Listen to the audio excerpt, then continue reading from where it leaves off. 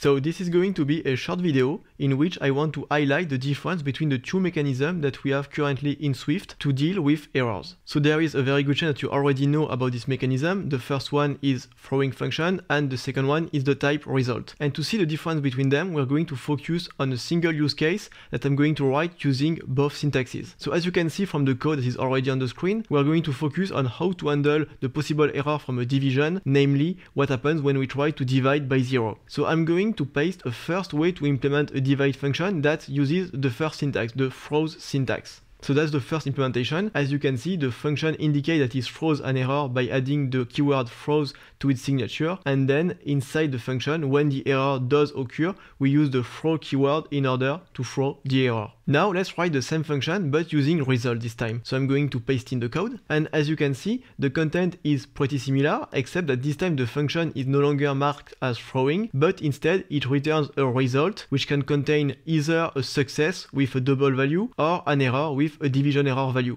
And inside the function, the logic is pretty much the same. When we are in the error case, we return the failure with the error. And when we are in the success case, we return the success with the result of the computation. So when we take a look at these two pieces of code, at first they might seem like interchangeable and we can use one over the other and it's just a question of style or of preference. But there is actually a subtle but significant difference. Is that if we take a look at the signature of the first function, so the one that throws the error, we can see that in the signature of the function, there is no information about the type of error that can be thrown. It only says that the function can throw an error, but the actual type is not indicated, meaning that it's up to us in the documentation to indicate what are the possible errors, and it's also up to us when we write the code to make sure that indeed we catch all the possible errors. And we can see that this is very different when we take a look at the second implementation, because this time we are returning a result, and in this result, well, the type of the error is indeed coded. It is there, it is present, and the compiler is going to be able to take advantage of this information. Because when we use the result, if we switch over it, because remember, result is implemented as an enum, well, the compiler is going to force us to handle